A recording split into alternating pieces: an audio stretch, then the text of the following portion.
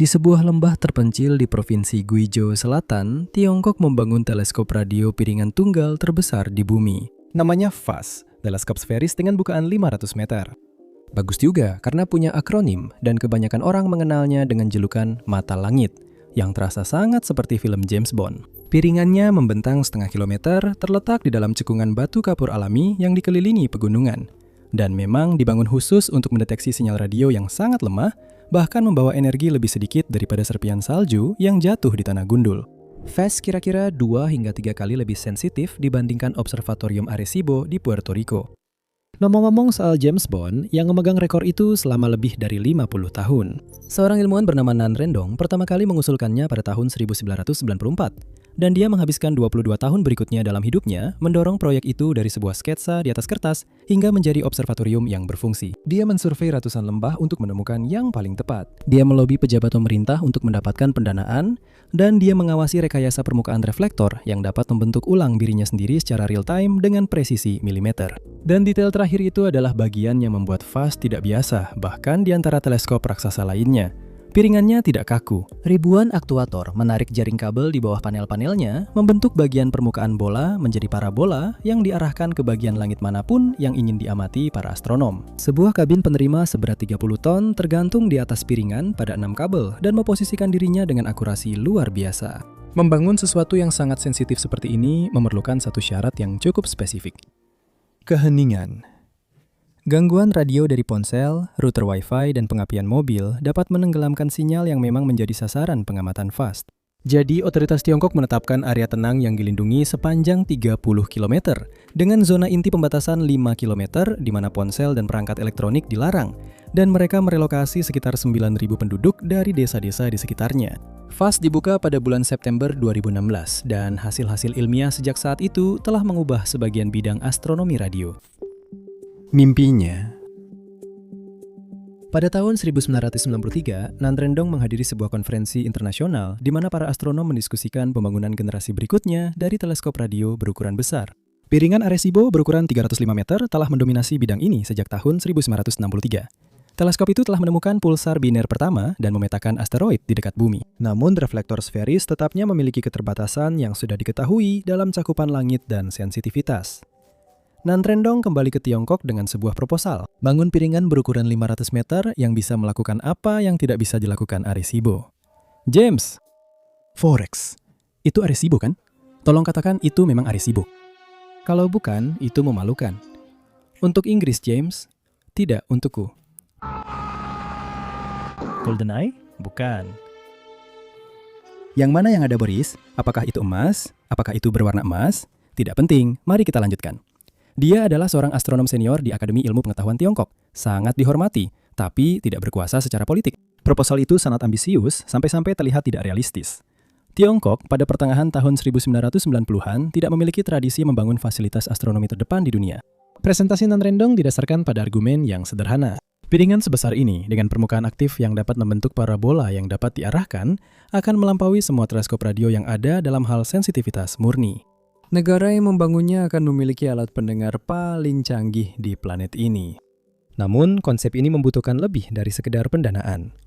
Teleskop radio mengumpulkan sinyal yang sangat lemah. Sebuah ponsel yang beroperasi beberapa kilometer jauhnya dapat menenggelamkan emisi kosmik yang perlu dideteksi oleh FAST. Teleskop ini membutuhkan lokasi yang secara alami terlindungi dari kebisingan radio buatan manusia dan membutuhkan medan yang bentuknya mirip mangkuk untuk menopang piringannya tanpa memerlukan pekerjaan tanah besar-besaran. Provinsi Guizhou menawarkan keduanya. Geologi kars di wilayah ini ditandai oleh batu kapur yang larut selama ribuan tahun menjadi lubang runtuhan dan cekungan. Nan Rendong dan rekan-rekannya mulai melakukan survei terhadap formasi-formasi ini pada pertengahan tahun 1990-an. Berjalan kaki dan naik keledai ke lembah-lembah yang belum memiliki jalan beraspal. Selama kurang lebih 1 dekade, tim tersebut mengevaluasi lebih dari 300 lokasi kandidat. Mereka mengukur bentuk, kedalaman, drainase, dan ketinggian punggungan di sekitar setiap cekungan. Lokasi yang terpilih adalah sebuah lubang runtuhan bernama Dawadang di dekat Kabupaten Pingtang. Lubang itu hampir berbentuk lingkaran sempurna, lebarnya sekitar 800 meter. Cukup dalam untuk menempatkan piringan di bawah garis punggungan sekitarnya dan jauh dari kota manapun. Pusat populasi terdekat berjarak beberapa jam perjalanan. Dasar lubang juga memiliki saluran drainase alami, yang berarti air hujan tidak akan menggenang di bawah reflektor. Nanrendong menghabiskan bertahun-tahun membangun dukungan di dalam Akademi Ilmu Pengetahuan Tiongkok dan di antara para perencana pemerintah. Dia memposisikan FAST sebagai fasilitas yang dapat menghasilkan riset fisika pulsar berkaliber Nobel, berkontribusi pada pencarian kehidupan cerdas di luar bumi, dan menempatkan Tiongkok di pusat astronomi radio internasional. Pada tahun 2007, proyek ini berhasil melewati hambatan birokrasi terpentingnya dan FAST dimasukkan dalam rencana 5 tahun ke-11 sebagai proyek infrastruktur sains dan teknologi utama nasional. Anggaran yang disetujui sekitar 1,2 miliar yuan dengan sekitar 700 juta yuan untuk biaya konstruksi dan sisanya dialokasikan untuk peralatan serta operasional awal. Nanrendong sekarang harus mencari cara untuk benar-benar membangun sebuah instrumen presisi selebar 0,5 kilometer di lembah pegunungan yang tidak memiliki jalan, jaringan listrik, dan iklim yang sebagian besar terdiri dari hujan serta kabut. Membangun mata langit. Pembangunan dimulai pada 25 Maret 2011. Upacara berlangsung di dasar Depresi Dawak dan tantangan nyata pertama sama sekali tidak berkaitan dengan teleskop itu sendiri. Lembah itu tidak memiliki jalan masuk, tidak ada sambungan ke jaringan listrik, tidak ada kabel serat optik, tidak ada pasokan air, dan tidak ada tempat tinggal untuk ratusan pekerja yang dibutuhkan proyek ini. Sebelum satu pun bagian teleskop dapat dipasang, para pekerja konstruksi harus membuat jalan akses menembus pegunungan di sekitarnya dan membangun sistem utilitas dasar yang belum dimiliki lokasi tersebut. Cuaca membuat segalanya berjalan lebih lambat. Iklim di sana membawa hujan deras dan kabut tebal hampir sepanjang tahun. Kabupaten Pintang rata-rata menerima lebih dari 1.200 mm curah hujan setiap tahunnya. Peralatan penggali tanah sering terjebak di lereng curam, dan pengecoran beton harus dijadwalkan menyesuaikan dengan badai yang bisa muncul dalam waktu 1 jam. Namun, setelah persiapan lokasi cukup matang, elemen struktural utama pertama mulai dipasang, yaitu balok cincin. Ini adalah struktur baja yang mengelilingi seluruh keliling cekungan di tepinya, dengan diameter sekitar 500 meter. Struktur ini berdiri di atas puluhan kolom penyangga yang tertanam di lereng bukit di sekitarnya. Balok cincin berfungsi sebagai perimeter tetap tempat seluruh reflektor digantung. Membuatnya rata dan benar-benar melingkar di atas medan yang tidak rata sepanjang 0,5 kilometer adalah salah satu uji presisi paling awal dari proyek ini. Setelah balok cincin terpasang, para kru mulai memasang jaring kabel. Ini adalah kerangka struktural dari piringan itu sendiri, berupa jaring kabel baja yang direntangkan dari balok cincin dan dihubungkan pada ribuan titik simpul. Setiap simpul adalah titik pertemuan di mana kabel-kabel saling bersilangan dan masing-masing nantinya akan menopang panel reflektor. Jaring kabel harus ditegangkan dengan hati-hati agar permukaannya tetap mempertahankan bentuk bola yang benar di bawah beratnya sendiri. Para pemasang bekerja dari tepi ke arah dalam, tergantung di atas lantai cekungan, memasang dan menyesuaikan kabel dalam kondisi yang seringkali, basah dan berkabut. Sangat basah dan berkabut. Panel reflektor dipasang berikutnya. Ada sekitar 4.450 panel seperti ini, masing-masing berupa lembaran aluminium segitiga dengan lebar beberapa meter. Para pekerja membaut panel-panel itu ke simpul-simpul jaring kabel satu persatu.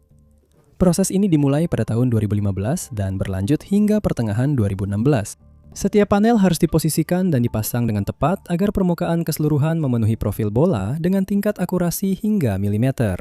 Panel-panel tersebut diberi lubang agar air hujan bisa melewati, yang merupakan respons langsung terhadap masalah drainase yang bisa ditimbulkan oleh curah hujan di Guizhou. 6 menara juga didirikan di perbukitan yang mengelilingi piringan tersebut. Menara-menara ini menopang kabel-kabel yang menggantungkan kabin umpan di atas reflektor. Menara-menara tersebut harus dibangun dengan ketinggian dan posisi yang sangat tepat agar kabin bisa menjangkau titik manapun di atas permukaan aktif piringan itu. Menarik kabel dari 6 titik jangkar ke satu platform bergerak memerlukan survei detail pada medan yang tidak datar. Nanrendong hadir selama seluruh proses ini, seringkali bepergian ke lokasi meskipun kesehatannya menurun. Dia telah didiagnosis menderita kanker paru-paru, tetapi tetap mengawasi pekerjaan dan mendorong solusi ketika masalah muncul. Pada pertengahan 2016, panel reflektor terakhir telah dipasang dan kabin umpan telah menyelesaikan uji posisi awalnya. Pada 25 September 2016, FAST secara resmi diresmikan. Media pemerintah Tiongkok meliput acara tersebut secara luas. Presiden Xi Jinping mengirimkan surat ucapan selamat dan teleskop melakukan pengamatan uji coba pertamanya tak lama setelah itu, mengonfirmasi bahwa sistem reflektor dan penerima dapat berfungsi bersama. Namun hampir seketika, lokasi tersebut mulai menarik perhatian publik dalam bentuk lain. Kabupaten Pingtang dan pemerintah Provinsi Guizhou melihat potensi pariwisata, rencana untuk pusat pengunjung, platform observasi, dan kota bertema astronomi di dekat teleskop dengan cepat beralih dari proposal menjadi pembangunan. Dalam waktu 1 tahun, para wisatawan datang berbondong-bondong dengan bus untuk melihat piringan tersebut dari area pandang di lereng bukit. Pejabat setempat secara terbuka membicarakan tentang pembangunan ekonomi yang didorong oleh ketenaran mata langit. Teleskop itu dibangun untuk mendengarkan sinyal yang nyaris tak terukur. Namun, kerumunan yang datang membawa ponsel, kendaraan, dan kebisingan radio bersama dengan uang mereka. Bagaimana fast sebenarnya diarahkan? Jadi piringannya berbentuk sferis dan itu adalah pilihan yang disengaja. Sebuah bola memiliki bentuk yang sama di setiap arah. Yang berarti, fast dapat mengarahkan ke bagian langit yang berbeda tanpa harus memiringkan struktur secara fisik. Tapi permukaan bola menyebarkan gelombang radio yang masuk, bukannya memfokuskan mereka ke satu titik. Untuk benar-benar mengumpulkan data yang berguna, Anda memerlukan bentuk parabola, sebuah lengkungan yang memusatkan semua sinar sejajar yang masuk ke satu titik fokus. Solusi fast adalah menjadi kedua bentuk itu sekaligus, secara selektif. Sekitar 4.450 panel segitiga terletak di atas jaring kabel yang sudah kita jelaskan sebelumnya. Dan di bawah jaring itu, 2.225 aktuator dipasang pada titik-titik di mana kabel-kabel saling berpotongan. Setiap aktuator adalah perangkat bermotor yang dapat mendorong atau menarik titiknya dengan jumlah yang terkontrol. Ketika para astronom ingin mengamati target tertentu, aktuator-aktuator tersebut membentuk ulang bagian permukaan bola menjadi bentuk parabola dengan lebar sekitar 300 meter. Bagian berdiameter 300 meter itu menjadi bukaan efektif, yaitu bagian piringan yang benar-benar memfokuskan gelombang radio pada saat tertentu. Sisa piringan tetap berada dalam profil bola standarnya. Hanya bagian aktif yang berubah bentuk dan bagian ini dapat bergeser posisinya di seluruh permukaan. 500 meter tergantung di mana target berada di langit. Aktuator bekerja terus-menerus selama pengamatan, melakukan penyesuaian kecil untuk mempertahankan bentuk parabola saat bumi berputar dan target bergerak di atas kepala. Di atas piringan tergantung sekitar 140 hingga 160 meter di udara, terdapat kabin penerima, dan di sanalah penerima sinyal berada. Kabin ini memiliki berat antara 30 hingga 33 ton, tergantung pada instrumen yang sedang terpasang. Dan kabin ini digantung dengan 6 kabel yang diikat pada 6 menara di puncak bukit di sekitarnya. Kabin ini bergerak dengan menggulung dan mengendurkan kabel-kabel tersebut pada kecepatan yang berbeda.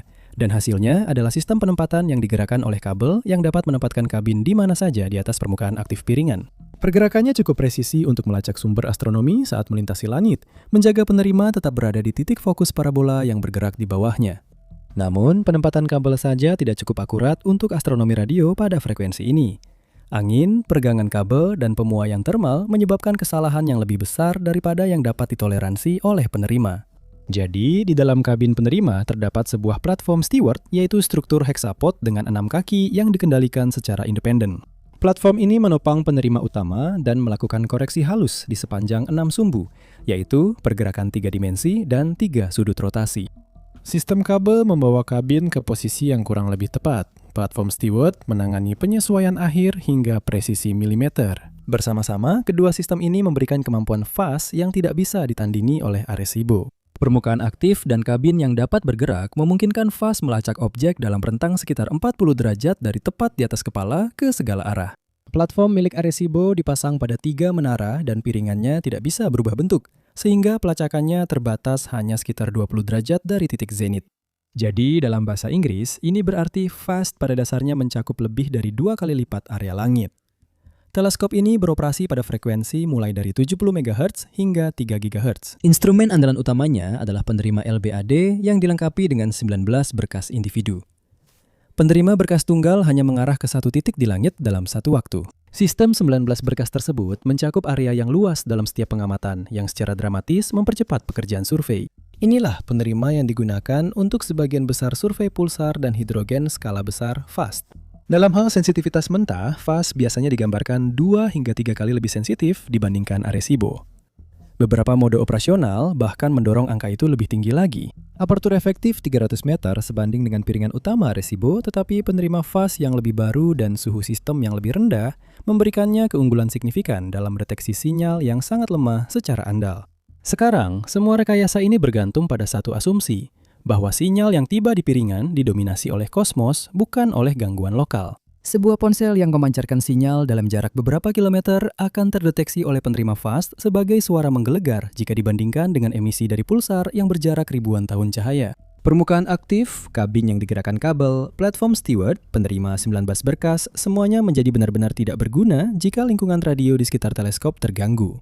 Menjaga lingkungan itu tetap bersih mengharuskan pemerintah Tiongkok melakukan lebih dari sekedar memasang beberapa tanda.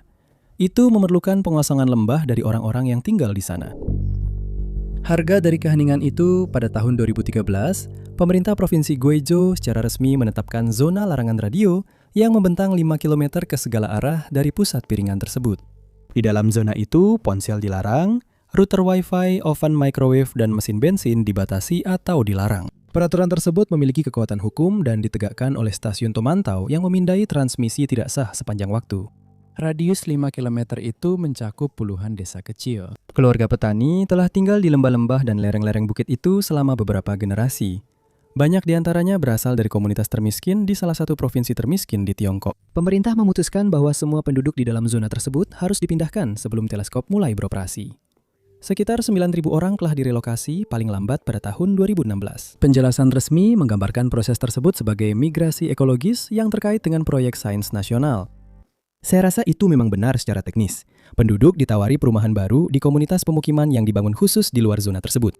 Kompensasi yang dilaporkan sekitar 12.000 yuan per orang, yang pada saat itu setara dengan sekitar 1.800 dolar AS. Bagi keluarga yang meninggalkan lahan pertanian, ternak, dan rumah yang dibangun oleh kakek nenek mereka, jumlah tersebut sulit untuk diterima. Banyak apartemen pemukiman kembali berada di kota-kota yang asing, di mana para penduduk desa yang dipindahkan tidak memiliki lahan untuk bertani dan sangat sedikit pilihan pekerjaan.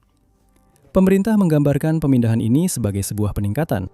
Penduduk yang sebelumnya sebagian besar mandiri, kini menjadi tergantung pada ekonomi uang tunai yang sama sekali belum siap mereka hadapi. Dan seperti yang bisa Anda bayangkan, konflik pun terjadi. Laporan mencatat adanya protes di beberapa desa, hingga 500 keluarga mengajukan gugatan terhadap otoritas pemerintah setempat menantang jumlah kompensasi dan syarat-syarat relokasi. Gugatan-gugatan tersebut berjalan lambat dalam sistem hukum, di mana kasus-kasus melawan keputusan pemerintah jarang berhasil. Selamat datang di Tiongkok. Beberapa keluarga menuduh bahwa pejabat menekan mereka untuk segera menandatangani perjanjian dengan konsekuensi tersirat jika menolak. Satu kasus menjadi penanda suram dari penderitaan manusia yang ditimbulkan. Seorang warga desa berusia 80-an dilaporkan meninggal karena bunuh diri setelah mendapat tekanan terus-menerus untuk menandatangani surat relokasi. Kematian tersebut diberitakan di media berbahasa Tiongkok dan dikutip oleh para peneliti yang mempelajari dampak sosial dari proyek FAST. Itu bukan satu-satunya kisah tentang penderitaan, tetapi itulah yang paling parah yang tercatat secara publik. Dan misi SETI teleskop tersebut membuat tunggusuran itu terasa semakin pahit. FAST telah dipromosikan kepada masyarakat Tiongkok sebagai alat dalam pencarian kehidupan cerdas di luar bumi. Pencitraannya sangat jelas dan mudah dipahami. Jauh lebih menarik dibandingkan entahlah pengukuran waktu pulsar atau pemetaan hidrogen, isu-isu sains penting yang orang biasa tidak terlalu antusias terhadapnya. Di antara para penduduk desa yang direlokasi, slogan tersebut memiliki makna yang berbeda. Ada satu slogan yang beredar di komentar lokal dan daring yang sangat tepat menggambarkan suasana hati mereka. Terima kasih kepada para alien. Zona sunyi radio masih berlaku hingga hari ini. Ini bukanlah pembatasan sementara selama masa konstruksi. Ini adalah kondisi permanen dari operasi teleskop yang tertulis dalam peraturan provinsi dan sangat penting untuk misi ilmiah FAST. Desa-desa dalam radius 5 km sudah tidak ada lagi. Komunitas relokasi di luar zona tersebut terus menampung keluarga-keluarga yang kini hubungannya dengan lembah Daodang ditandai oleh keterpisahan. Kabupaten Tingtang mempromosikan teleskop itu sebagai aset terbesarnya. Orang-orang yang dipindahkan untuk memberi ruang bagi teleskop itu harus hidup dengan konsekuensi dari keputusan yang tidak mereka buat demi sinyal-sinyal yang tidak akan pernah mereka dengar. Setelah pemotongan pita, sekarang peresmian tidak berarti teleskop sudah siap untuk penelitian. Upacara pada September 2016 menandai akhir dari pembangunan, bukan awal dari operasional yang andal. FAST memasuki fase commissioning yang akan berlangsung lebih dari 3 tahun. Selama periode itu, para insinyur harus mengkalibrasi permukaan aktif, menguji posisi kabin penerima di bawah kondisi pengamatan nyata, mengkarakterisasi penerima, dan mengembangkan perangkat lunak yang dibutuhkan untuk mengubah data mentah menjadi hasil pengamatan yang dapat digunakan. Setiap mode operasi harus diverifikasi secara independen. Nandrendong hadir pada saat peresmian, tetapi beliau sedang sakit parah. Kanker paru-parunya telah berkembang pesat selama tahun-tahun terakhir pembangunan. Beliau terus mengunjungi lokasi hingga tahun 2016, mendaki bukit-bukit di sekitar cekungan untuk memeriksa pekerjaan, meskipun kondisinya semakin memburuk. Rekan-rekannya menggambarkan beliau sebagai seseorang yang tidak mau mundur dari proyek yang telah beliau pimpin sejak sketsa awalnya pada tahun 1994. Pada tanggal 15 September 2017, Nandrendong meninggal dunia pada usia 72 tahun. Beliau telah menghabiskan 23 tahun untuk FAST, mulai dari proposal awal, pemilihan lokasi, lobi politik, perjuangan pendanaan, pembangunan, hingga bulan-bulan pertama komisioning. Media pemerintah Tiongkok memberikan liputan besar atas wafatnya, dan Akademi Ilmu Pengetahuan Tiongkok secara resmi mengakui beliau sebagai Bapak FAST. Beliau tidak sempat menyaksikan teleskop tersebut menghasilkan penemuan-penemuan pertamanya yang terkonfirmasi atau melihatnya dinyatakan sepenuhnya beroperasi. Namun, beberapa penemuan pertama itu datang hanya beberapa minggu setelah beliau wafat. Pada Oktober 2017, tim FAST mengumumkan penemuan 2 pulsar baru, yaitu bintang neutron yang berputar sangat cepat dan memancarkan pulsar radio secara teratur. Pulsar-pulsar tersebut dikonfirmasi oleh Observatorium Parkes di Australia. Penemuan ini secara ilmiah memang bukan penemuan besar, tetapi inilah bukti yang paling penting pada tahap ini. Bahwa rekayasa teknisnya berhasil. Permukaan aktif, kabin umpan, penerima, dan rantai pemrosesan data semuanya mampu mengidentifikasi sinyal astrofisika nyata di tengah kebisingan. Komisioning berlanjut sepanjang tahun 2018 dan 2019. Lalu, masalah yang berbeda mulai semakin terlihat. FAST membutuhkan staf, dan mereka kesulitan untuk menarik minat orang. Soalnya, teleskop ini berada di salah satu tempat paling terpencil di Guizhou. Kota besar terdekat Guiyang berjarak 3 jam perjalanan dengan mobil. Pilihan tempat tinggal di dekat observatorium sangat terbatas. Gaji yang dilaporkan untuk peneliti dan insinyur sekitar 100.000 yuan per tahun yang setara dengan sekitar 15.000 dolar Amerika. Ini untuk posisi yang membutuhkan pelatihan tingkat pasca sarjana di bidang radioastronomi atau teknik presisi, dan gajinya tidak kompetitif dibandingkan dengan yang ditawarkan universitas atau laboratorium penelitian di Beijing atau Shanghai. Kesenjangan kepemimpinan adalah masalah yang paling mencolok. Setelah Nan meninggal, observatorium membutuhkan seorang kepala ilmuwan dengan wibawa dan pengalaman untuk memandu program ilmiah FAST. Mengisi peran itu terbukti cukup sulit. Akademi Ilmu Pengetahuan Tiongkok memasang pengumuman rekrutmen yang beredar secara internasional. Tetapi kombinasi lokasi yang terpencil, tingkat kompensasi, dan struktur institusional fasilitas yang dikelola CAS membatasi jumlah kandidat. Beberapa ilmuwan internasional yang didekati atau yang menyatakan minatnya mengemukakan kekhawatiran tentang persyaratan kontrak dan kebebasan publikasi akademik di bawah sistem CAS. Kekhawatiran ini dilaporkan di media ilmiah tetapi tidak pernah berkembang menjadi satu sengketa publik. Observatorium ini sangat bergantung pada peneliti muda Tiongkok. Banyak di antaranya dilatih di dalam negeri dengan dukungan sejumlah kecil kolaborator internasional. Membangun tim yang mampu mengoperasikan teleskop radio single dish paling sensitif di dunia dengan tim awal yang relatif junior adalah proses yang berjalan bersamaan dengan komisioning teknis. Pada 11 Januari 2020, FAST lulus penilaian teknis nasional terakhirnya. Akademi Ilmu Pengetahuan Tiongkok menyatakan bahwa teleskop tersebut sepenuhnya beroperasi dan terbuka untuk pengamatan ilmiah secara rutin. Dan begitu saja, fase komisioning pun selesai. Teleskop tersebut membutuhkan waktu hampir 4 tahun dari cahaya pertama hingga benar-benar siap digunakan. Teleskop ini mulai beroperasi sebagai satu-satunya fasilitas sejenis di bumi, dengan tim kecil, pendirinya yang telah wafat, dan komunitas ilmiah yang mengamati apakah janji perangkat kerasnya akan membuahkan hasil. Hasilnya segera terlihat setelah FAST beroperasi penuh. Pada September 2020, teleskop ini telah mengidentifikasi lebih dari 220 pulsar baru. Banyak di antaranya adalah objek redup yang tidak bisa dideteksi fasilitas lain pada jarak sejauh itu. Penerima L-band 19 berkas memungkinkan tim survei menyapu area langit yang luas secara efisien, dan sensitivitas FAST berarti sinyal pulsar lemah yang terkubur dalam draw latar belakang dapat diambil dan dikonfirmasi.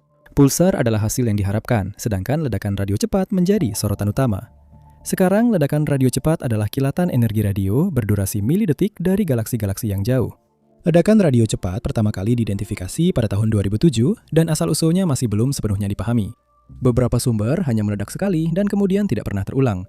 Tetapi ada juga yang memancarkan ledakan berulang kali dari lokasi yang sama persis. Sensitivitas yang tinggi membuatnya menjadi instrumen yang ideal untuk mempelajari sumber-sumber yang berulang secara detail, karena dapat mendeteksi ledakan individu yang terlalu redup untuk dideteksi oleh teleskop yang lebih kecil. Pada tahun 2019, FAST mengamati sebuah sumber berulang yang sudah dikenal bernama FRB 121102 dan mendeteksi lebih dari 1.600 ledakan individu selama periode 47 hari. Kumpulan data tersebut merupakan koleksi ledakan terbesar dari satu sumber yang pernah tercatat. Hal ini memungkinkan para peneliti untuk mempelajari distribusi energi dan pola waktu dari ledakan tersebut pada tingkat detail yang sebelumnya belum pernah bisa dilakukan. Penelitian ini diakui dalam daftar akhir tahun Science dan Nature sebagai salah satu hasil ilmiah paling signifikan tahun 2020. FAST juga berkontribusi pada penelitian di luar bidang pulsar dan FRB. Sebuah studi yang menggunakan data FAST mendeteksi medan magnet di awan molekuler Taurus, sebuah pengukuran yang memerlukan sensitivitas tinggi terhadap sinyal terpolarisasi yang sangat lemah. Hasil penelitian tersebut dipublikasikan sebagai artikel sampul di Nature. Kemudian, pada 1 Desember 2020, Observatorium Arecibo runtuh. Platform penerima seberat 900 ton jatuh ke piringan setelah kabel penyangga gagal selama beberapa bulan. National Science Foundation sudah mengumumkan bahwa fasilitas tersebut tidak dapat diperbaiki dengan aman. Arecibo pernah menjadi teleskop radio piringan tunggal terbesar di dunia dari tahun 1963 hingga 2016. Dan kehancurannya membuat FAST menjadi satu-satunya fasilitas di bumi yang beroperasi pada skala serupa. Program riset yang sebelumnya mengandalkan kemampuan Arecibo, termasuk pengukuran waktu pulsar, radar planet, dan beberapa proyek survei tertentu, kini hanya memiliki satu pilihan utama untuk sensitivitas piringan tunggal yang sebanding. Pada tahun 2021, Akademi Ilmu Pengetahuan Tiongkok membuka FAST untuk proposal pengamatan internasional untuk pertama kalinya. Peneliti asing dapat mengajukan permohonan waktu pengamatan melalui proses proposal formal dengan alokasi yang ditinjau oleh komunitas ilmiah. Namun, akses tersebut disertai dengan persyaratan yang ketat. Ilmuwan tamu harus menyerahkan semua perangkat elektronik pribadi sebelum memasuki zona hening radio. Komunikasi dengan dunia luar selama sesi pengamatan sangat dibatasi. Proposal dievaluasi berdasarkan kelayakan ilmiah, namun logistik bekerja di fasilitas terpencil yang dikelola secara tunai di Guizhou tetap menjadi hambatan praktis bagi beberapa tim internasional. Produktivitas teleskop terus meningkat. Pada tahun 2024, FAST telah menemukan lebih dari 900 pulsar. Beberapa di antaranya adalah pulsar milidetik yang sangat berharga untuk jaringan penentuan waktu pulsar. Jaringan ini menggunakan jaringan pulsar yang waktunya diukur secara presisi dan tersebar di seluruh langit untuk mendeteksi gelombang gravitasi pada frekuensi yang sangat rendah.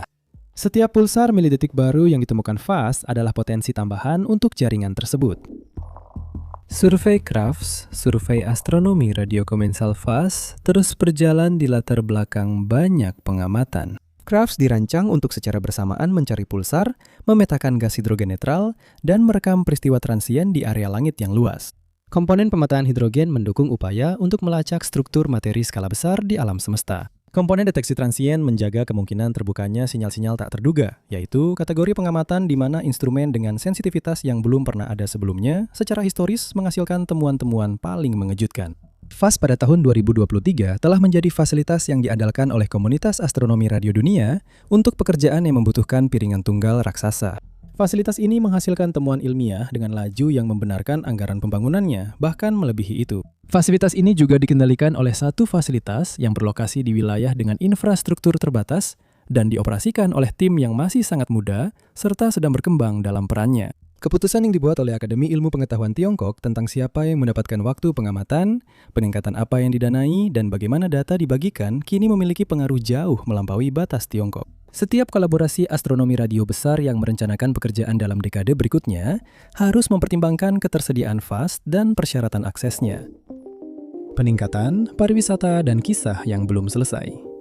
Akademi Ilmu Pengetahuan Tiongkok telah menguraikan dua peningkatan utama. Yang pertama adalah Fit Phase Array generasi berikutnya untuk menggantikan penerima 19 berkas saat ini. Phase Array akan sangat memperluas cakupan pengamatan teleskop, memungkinkan survei untuk mencakup area langit lebih cepat tanpa mengorbankan sensitivitas. Yang kedua adalah rencana cincin yang terdiri dari 24 teleskop radio kecil yang ditempatkan mengelilingi FAST. Dengan beroperasi bersama sebagai jaringan interferometer, piringan-piringan ini akan memberikan sesuatu yang saat ini belum dimiliki oleh FAST. Resolusi sudut tinggi, yaitu kemampuan untuk menentukan dari mana sinyal berasal dengan presisi yang jauh lebih tinggi.